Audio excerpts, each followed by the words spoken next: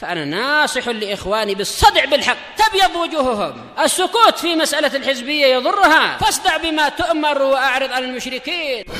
سلامي على دماج ورجالها والشيخ يحيى ودار العلم يا سعد بانيها.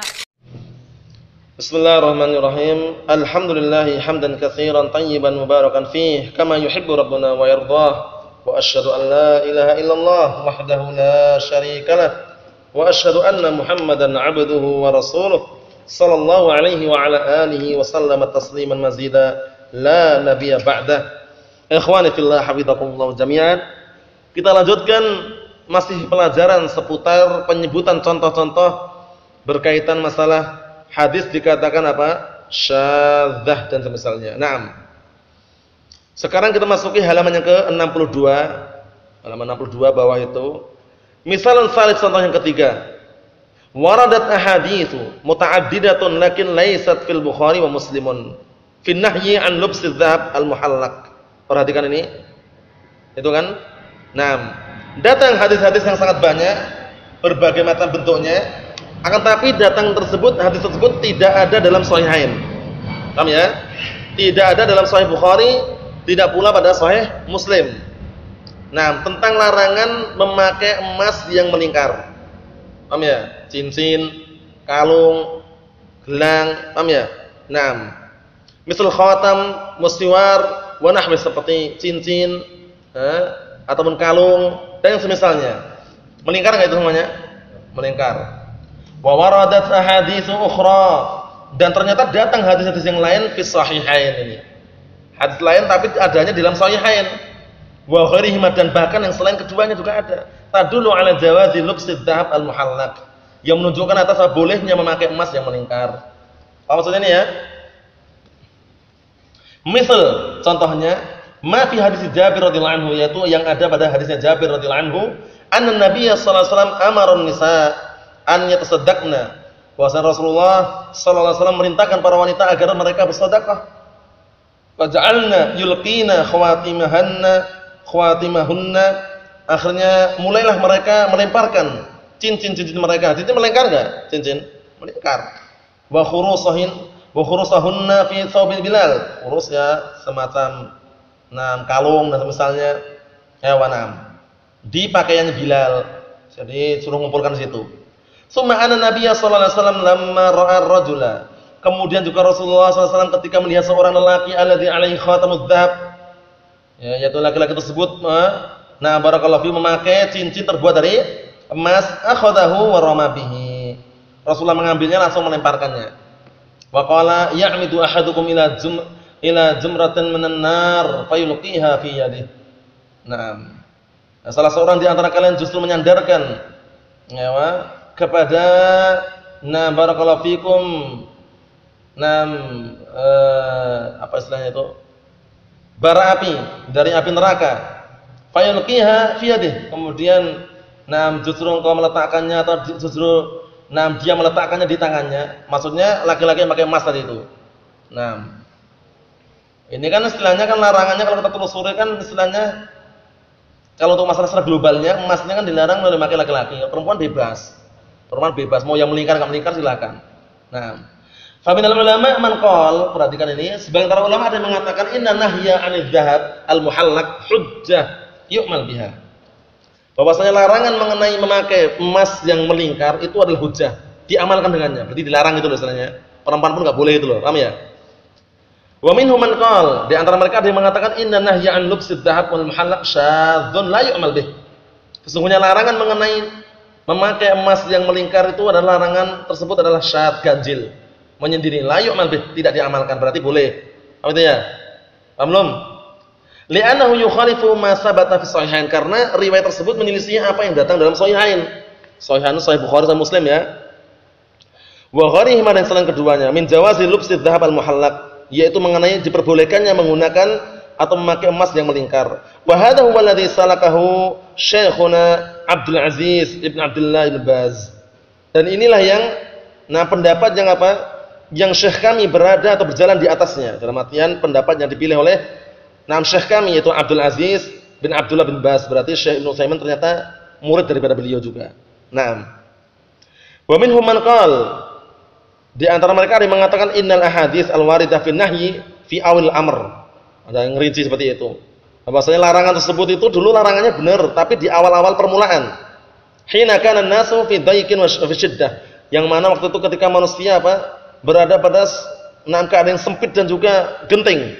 Tsumma ba'da dzalik, kemudian setelah itu rukhisa fi, diperbolehkan, kasih keringanan. Nah, wa innama darabtu hadhil amthilah ats-tsalatsah lil isyarah ila anna syudzuda la yushtarat an yakuna fi haditsin wahid. Hanya saja kami menyebutkan 3 contoh ini, 3 contoh yang sudah kita lewati. Ini tujuannya apa? Untuk menunjukkan bahwasanya syadz, hadis dikatakan syadz, itu tidak disyaratkan an yakuna fi haditsin wahid. Tidak disyaratkan harus satu hadis saja. Bahkan terkadang banyak hadis menyelisih hadis-hadis yang ada dalam 6 sumber yang lebih akurat. Paham ya? Hadis dalam misalkan dalam Sunan Baihaqi atau Sunan Sunan Ibnu Majah, tapi ternyata menyelisih hadis-hadis yang barakallahu fikum yang ada dalam Shahihain yang lebih akurat. Paham ya? Maka itu bisa dikatakan riwayatnya syadzah. Paham ya? Hadisnya syadz. Nah, seperti itu. Paham ya? Jadi tidak harus di satu hadis itu enggak harus itu loh. Paham ya? Tidak harus terjadi pada satu hadis. Bisa berbeda-beda. Kata beliau bal qad yakunu fi wahidin aw fi itsnain aw aktsar. Bahkan terkadang yang namanya riwayat atau hadits syadz itu terkadang terjadi pada satu hadis atau 2 hadis atau lebih. Paham ya? Idzan arafna ma huwa syadz. Jika demikian berarti kita tahu apa itu syadz. Wa ma huwa alladhi yuqabiluh, dan apa lawan dari syadz. Kalau syadz sudah kita lewati ya. Syadz adalah mukhalafatus thiqah liman huwa arjah minhu. Ya kan, liman huwa arjah minhu. Nah, barakallahu fikum. Dari siapa? Adad atau apa? Adalah atau hifdz. Paham ya? Nah, dari 3 perkara tersebut. Jadi mukhalafat itu kaliman huwa na'am arja minhu. Nah, sawan kana fil adalah au na'am fil adad au fil hifdz. Paham maksudnya itu ya? Seorang perawi thiqah menyelisihi yang lebih kuat daripada dia. Nah, itu maknanya bukan terus kalau menyelisih thiqah yang lain enggak masuk juga. Karena apa? Karena nanti kan otomatis itu kan nanti seorang perawi thiqah itu menyelisih perawi yang thiqah yang lain tapi lebih banyak jumlahnya. Berarti masuk dalam adat itu loh. Paham ya? Nah, atau lebih kuat dari si adalahnya. Dia juga memiliki sifat adalah, cuman dia menyelisih para perawi yang adalahnya lebih tinggi. Mafhum salah ya? Nah, tapi kalau sekarang yang menyelisih itu bukan thiqah, mungkar hadisnya. Kita lihat. Wa hunaka mukhalafatun ukhra lam yadhkurha al-mu'allif fahiya. Di sana ada penyelisihan yang lain yang mu'allif tidak menyebutkan, yaitu idza kana al-mukhalif ghaira thiqatin. Apabila yang menyelisih tersebut, yang menyendiri tersebut bukan orang yang thiqah. Paham ya? Fa inna haditsahu sama mungkaran. Maka hadisnya dinamakan mungkar hadisnya. Paham belum ini? Nah, wal munkar huwa, mungkar itu adalah ma khalafa fihi adz-dha'if as-thiqah. Jelas sekali kan? Mungkar itu adalah sebuah hadis yang apa? Yang perawi yang dhaif itu menyelisih perawi yang thiqah, jelas. Apa maksudnya ini? Nah, mungkar hadisnya. Wa huwa aswa' min asy-syadz. Yang ini lebih parah. Lebih jelek daripada syadz. Kalau syadz itu masih mending karena yang menyelisih thiqah itu istilahnya. Walaupun itu masuk dalam pembagian dhaifan itu. Tapi ini enggak, ini mungkar. Kenapa mungkar? Sudah dhaif menyelisih lagi. Paham ya? Sudah dhaif menyelisih thiqah. Li'anal munkara na'am al-mukhalafah ma'adz dhaif. Paham ya? Karena munkar, nah barakallahu fikum, itu yang menyelisih itu bersama dhaif. Nah, al-mukhalafah ma'adz dha'fin, karena yang namanya munkar itu dia sudah menyelisih bersama dengan apa? Diiringi dengan lemah lagi. Sudah menyelisih lemah lagi itu. Wasyad al-mukhalafah fihi ma'as thiqah. Ya enggak? Adapun syad itu penyelisihan ada, cuman yang menyelisih ada orang yang thiqah itu loh. Paham salah ya? Paham bedanya ya? Nah, wa yuqabilu munkar ma'ruf, dan lawan daripada yang mungkar itu ma'ruf lawannya. Paham ya? Nah, hadisnya ma'ruf berarti tidak mungkar. Idzan fa hiya arba'atu aqsam, berarti ada 4 jenis. Al-mahfud, mahfud itu lawan dari syadz, dalam artian apa? Yang barakallahu fikum yang berhadapan dengan syadz itu mahfud. Berarti kalau hadisnya syadz berarti yang mahfud yang mana itu loh. Kalau hadisnya ini syadz, lafadznya syadz, terus yang mahfud yang terjaga yang baik yang mana itu. Paham ya? Nah, hadis ini mungkar, yang ma'ruf yang mana? Nah, seperti itu. Ada 4 yang al-mahfud, asy-syadz, al-munkar, al-ma'ruf. Fasyadz huwa ma rawahu thiqatu. Nah, mukhalifan liman huwa arjah minhu, ya enggak? Yaitu hadis yang perawi, nah, sebuah hadis yang perawi yang thiqah tersebut menyelisihi orang yang lebih kuat daripada dia. Dari sisi apa tadi? Adatnya, jumlahnya, ataupun adalahnya, ataupun hifdznya, hafalannya. Kalau mungkar marwahu dhaif mukhalifan thiqah. Kalau mungkar jelas hadis yang diriwayatkan oleh perawi yang dhaif dalam keadaan menyelisihi perawi yang thiqah, ya enggak? Yang ketiga, wal mahfud marwahul arjah mukhalifan thiqatin dunah. Wa huwa muqabil syadz. Adapun hadis mahfud adalah hadis yang apa? Yang diriwayatkan oleh para perawi yang arjah, yang lebih kuat, yang lebih rajih, lebih kuat dalam keadaan menyelisih satu perawi thiqah yang di bawahnya. Paham ya? Nah, wa huwa muqabil syadz, yang mana itu adalah lawan atau barakallahu berhadapan dengan syadz itu, lawan dari syadz. Wal ma'ruf huwa ma rawahu thiqah mukhalifan lidh-dhaif. Ma'ruf itu berarti apa? Sebuah hadis yang diriwayatkan oleh perawi yang thiqah tapi menyelisih apa? Menyelisih perawi yang dhaif. Paham belum? Nah, wa qalu wal maqlubu qismani tala. Adapun maqlub itu adalah dua pembagian yang disebutkan.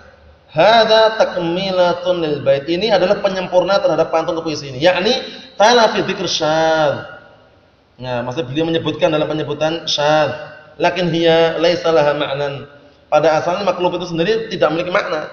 Maqlub terbalik artinya. Nah, wa inna ma hiya takmilatun. Nah, inna ma hiya takmilatun lil bait faqat. Hanya saja maqlub ini sebagai penyempurna aja. Penyempurna untuk pantun ini saja. Wal maqlub yang qasim qismain. Nah, sedangkan maqlub itu nanti akan terbagi menjadi dua. Dzakarha fil bait alladzi ba'dah. Dan akan beliau sebutkan pada pantun yang akan beliau sebutkan setelahnya nanti. Cukup sekian dulu, barakallahu fikum wa billakumullah. Subhanakallahumma wa bihamdika asyhadu an la ilaha illa anta astaghfiruka wa atubu ilaik. Walhamdulillahirabbil alamin.